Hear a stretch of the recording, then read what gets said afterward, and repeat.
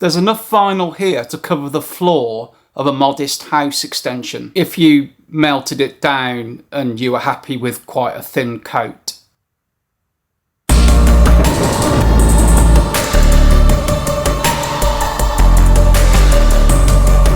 Welcome to By Candlelight, beaming goth, dark wave and post-punk straight into your brain. Likely to cause spiritual cramp and will definitely be the cause of Romeo's distress.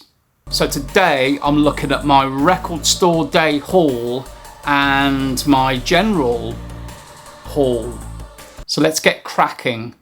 Firstly, I have The Birthday Massacre and Pathways. I ordered the CD and the vinyl because I'm just a crazy guy. I put a post up last week to say that this little baby had arrived like 3 days early.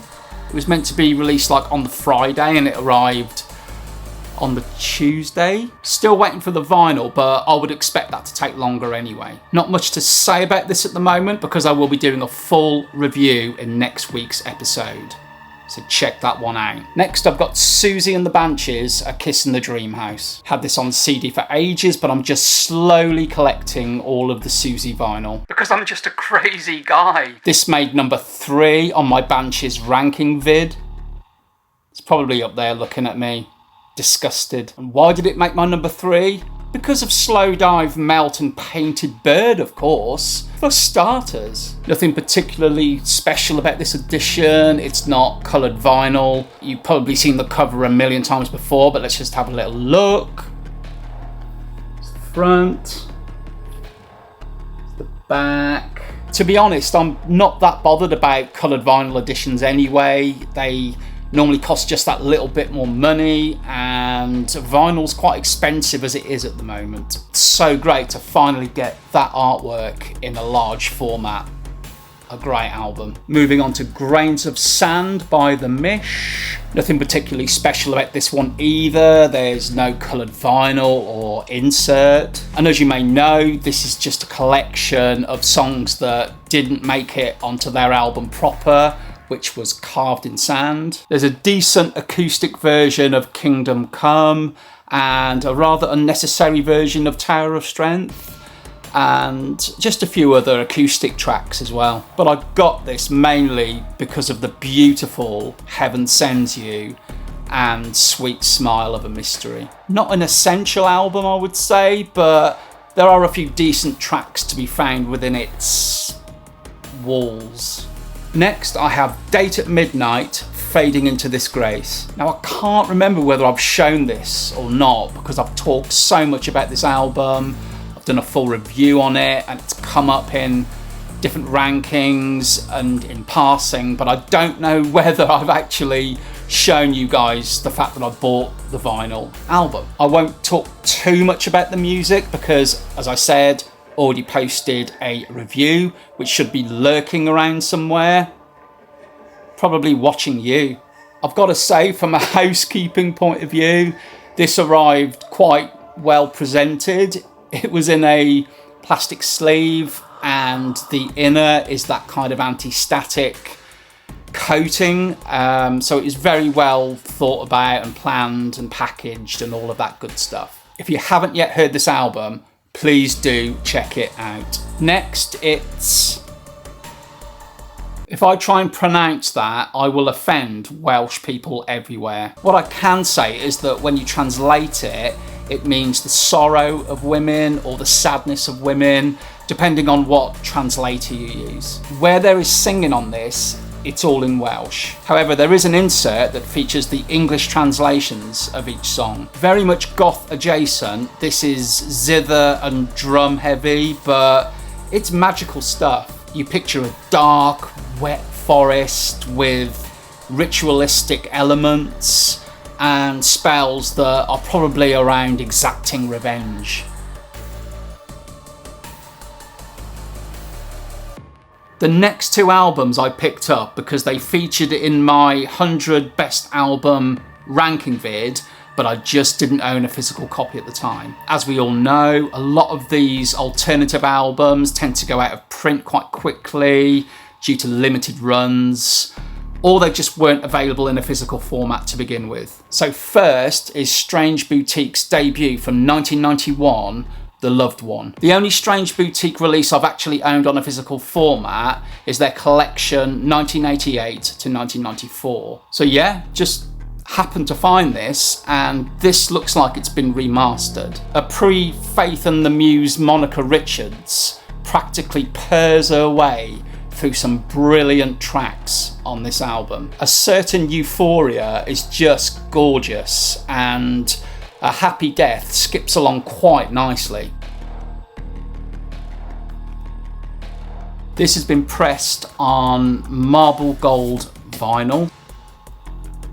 You can see that. You could probably just see a ring light. Such a confident debut album. Next is Johnny Hollow, A Collection of Creatures. I've been looking for a physical copy of this for years. Even on their Bandcamp page, you can only get the download. Then I just happened to stumble across the band's My Shopify page, and there it was. If you've not heard Johnny Hollow before, it's imaginative, magical and immersive music. I'd actually like to get all their physical albums, but this is the one that made my top 100. I ended up messaging the band, partly to tell them that their album had made my top 100. So I got a reply from core member Vincent, who said that he would send over some additional bits and pieces. So I received this card for starters. Look at that artwork.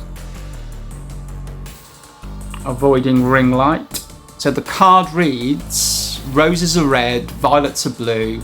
If I die for love, I'll haunt only you, Johnny Hollow. And Vincent has written a little message. It says, thank you for putting us in your top 100, Dan. You're very welcome. He also sent this rather cool pin and some stickers. Now, does anybody recognize that one right there? Let me pull it in a little bit more.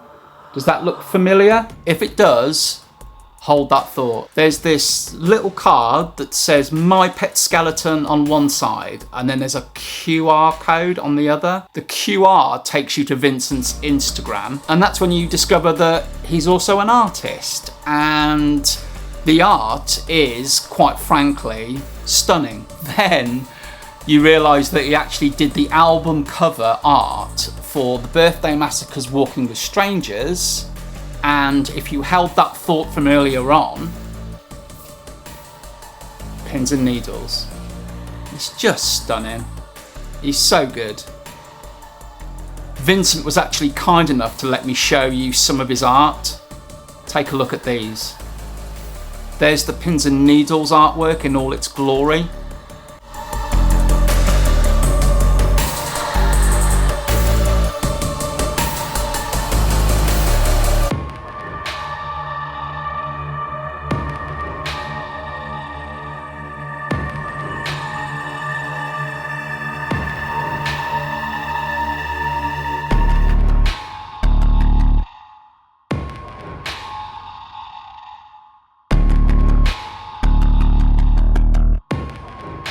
Beautiful, twisted and dark. Amazing what you discover when you start talking to people, isn't it? I will put links for both Johnny Hollow and Vincent's Instagram below. Please do check them out, and if you can buy something, great. Moving on to my record store day pickups, I just have to say that in my hometown of Malvern, Worcestershire, we're blessed with one of the best record shops in the world.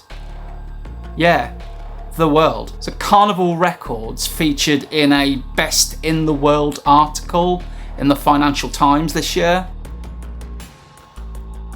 And they also featured in the Guardian's top record shops in the world back in 2014. If you're ever in Worcestershire, UK, do pay them a visit. It's a fantastic shop and they're all really, really nice guys. So back to the pickups. The first one is Fields of the Nephilim, Fallen. Now, before I dive into this, maybe some or all of you know that this is actually a controversial release. So while this is listed as their 4th studio album, it's actually unauthorized, and their record company basically gathered up a load of unreleased songs, demo versions, and put them on this album. And you can kind of see from the cover, can't you, that it doesn't really match the artwork and the style of their previous albums. Let's just have a look.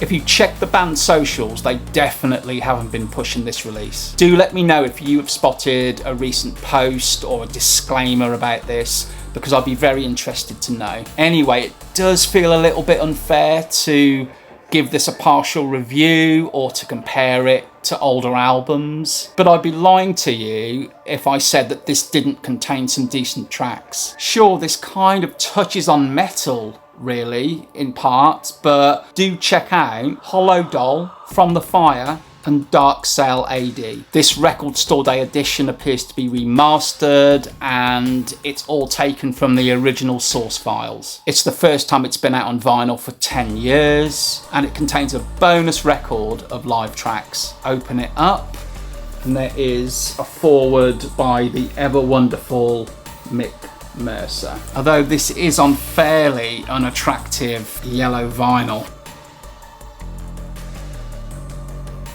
The next one is back to a bit of goth adjacency with the self-titled album from Sex Witch. And I've been after this vinyl for years. It's one of those that must have had a limited run back in 2015 because it now commands top dollar on sites such as Discogs. So who are Sex Witch? Well, they only released one album, and it's a collaboration between the band Toy and Natasha Khan of Bat for Lashes. And we're fans of anything Natasha Khan and Bat for Lashes here at Team by Candlelight. Don't know why I said we're and team, it's just me. So this is a collection of 6 cover versions of psychedelic folk songs from the 1970s, which sounds like it has no place being mentioned on this channel, doesn't it? But it's hypnotic and features a fair amount of pagan shrieking. So please do come in, Sex Witch, and take a place at the goth adjacency table. We've just run out of the gnocchi though. So this release boasts a nice little booklet with new photos.